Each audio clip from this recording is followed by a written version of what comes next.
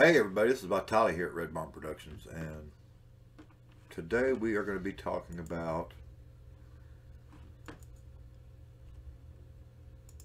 retirement planning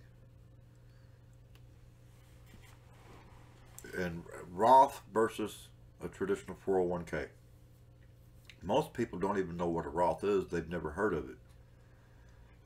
I have always advocated a Roth over a traditional 401k for a couple of reasons.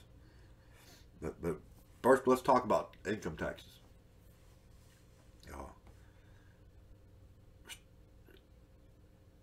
in 2018, under Trump's new tax laws, our personal income tax will be the lowest that they've been since they started.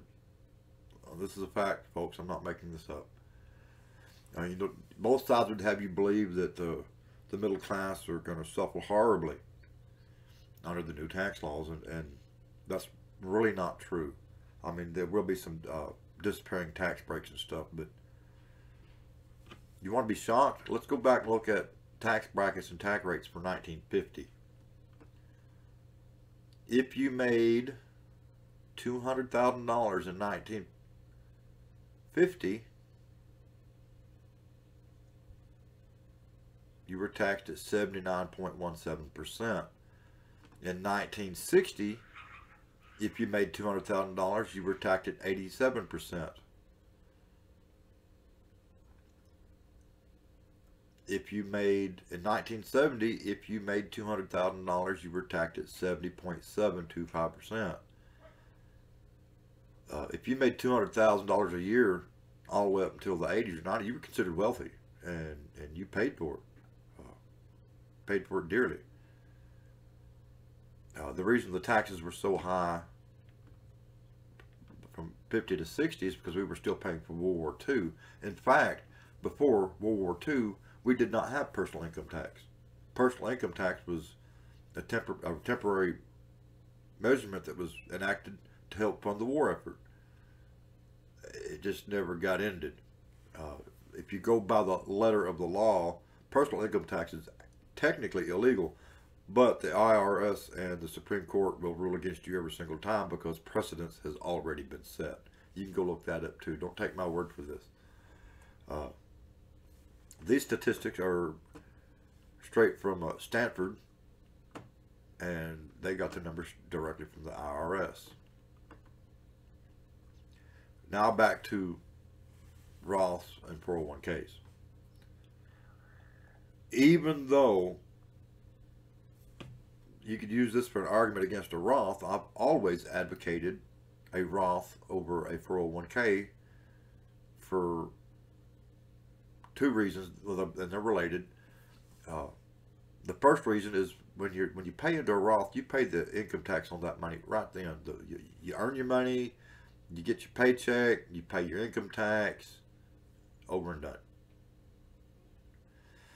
If you are paying into a traditional 401k, you earn your money, you put the money in a 401k, and you take a deferment on that part of it, and you don't pay the taxes until after you've retired or until you start taking the money out of the 401k. And for 50 years, that's been a pretty good a winning bet because taxes have went down. But I think we are now in the eye of the storm, because every decade from 1954, taxes have in fact went down. Believe it or not, they have actually went down. Yeah, we pay more property tax, we pay higher licenses, there's a lot of things that we pay a higher tax on, but income taxes actually went down. What happens when Trump leaves office? Now, I'm not advocating for Trump. I'm not saying vote for Trump. That's not my deal. I'm just saying, as a businessman or woman, what happens when Trump gets out of office? Because we're guaranteed that taxes are going to be lower while he's in office. You know, if it's one term or two. But after he gets out, taxes are going to start going back up. And I'm predicting that 20 years down the road,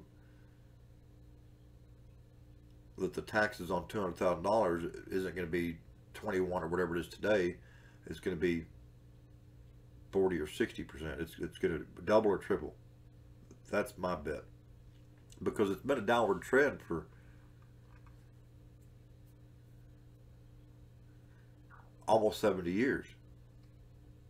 That statistically and logically, we can't keep going down on our taxes because the cost of everything keeps going up.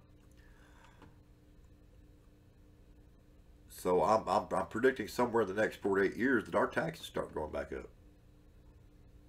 And I'm going to advocate people putting all their money in a Roth more so now than ever. It's just good business sense. If you don't know what a Roth is, and you have a financial planner and you have a tax consultant, all that, talk to them and learn about it, and decide whether you want to gamble or not. But here's the reality: it doesn't matter what our tax rate is today. Let's say that both me and you have saved $1 million. I've saved $1 million in a Roth. You've saved $1 million in an IRA. It's now retirement age and we're going to take our money out. Who has more money? You're probably going, well, we both have $1 million. No, sir. No, ma'am.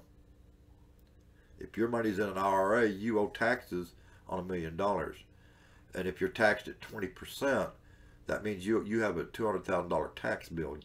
So you've only got $800,000. I, on the other hand, paid all my taxes on that money when I was putting it in, and I owe 0 taxes, and I still have a cool $1 million. See the difference? You see what I'm saying? So what happens 20 years from now, 30 years from now, when you go to retire and taxes have doubled or tripled, and you've got $1 million, and say taxes are now 60%, you got a $600,000 tax bill. I will still have $1 million, while you've only got $400,000. You see what I'm saying? Now you know. This is Vitali here at Red Barn Productions, and y'all have an awesome afternoon.